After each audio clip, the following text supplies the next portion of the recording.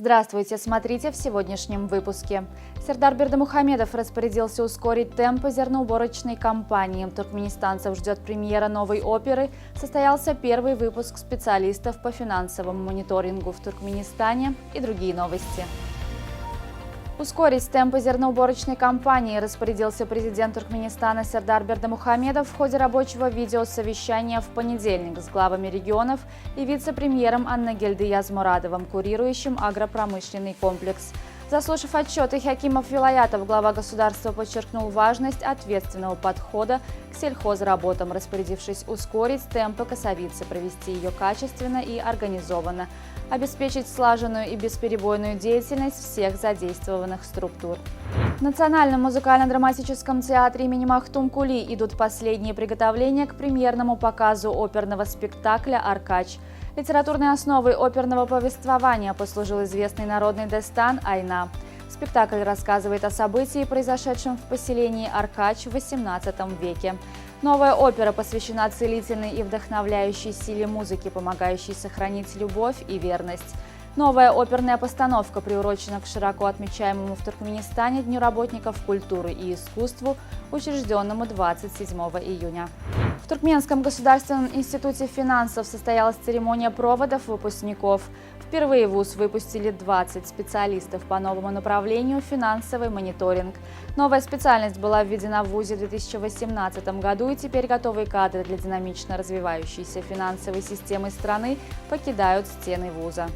Посольство Индии в Туркменистане с размахом готовится отметить Международный день йоги 21 июня. В преддверии этого дня сотрудники посольства со своими семьями приняли участие в занятии йогой на территории Ашхабадского гольф-клуба, откуда открывается живописный вид. Напомним, что в честь Международного дня йоги посольством уже проведены в вилаятских центрах массовые мероприятия. В Ашхабаде Международный день йоги отметят 21 июня в спортивном комплексе «Бахтиярлык». В Москве открылся один из самых масштабных джазовых фестивалей в мире. На праздник музыки приехали артисты из разных стран. Открытие Московского джазового фестиваля состоялось в Большом зале «Зарядье» на 1500 мест. Первыми на сцену вышли квартет «Блюз для четверых» и оркестр Игоря Бутмана.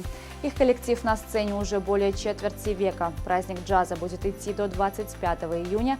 Перед зрителями выступит более 1000 артистов. В Мехико был установлен мировой рекорд по количеству человек, одновременно занимающимся боксом на городской площади.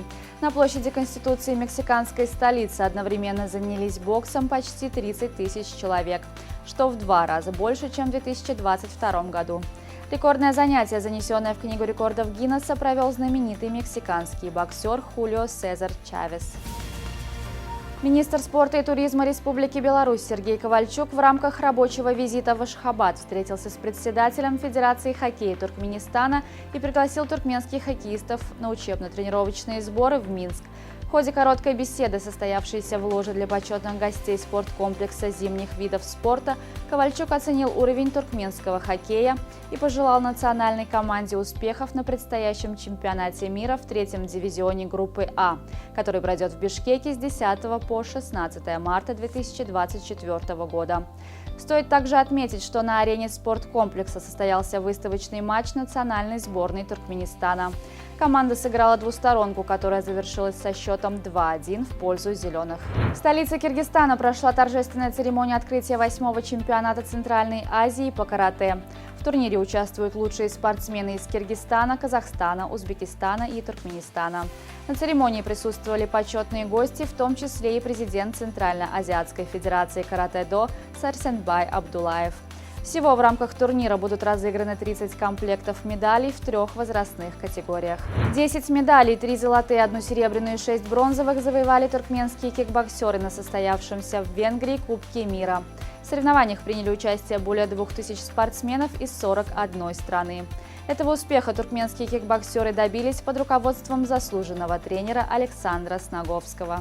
На сегодня это все. Желаю вам хорошего завершения дня. Увидимся завтра. И не забывайте, что Туркменпортал ваш самый надежный источник новостей.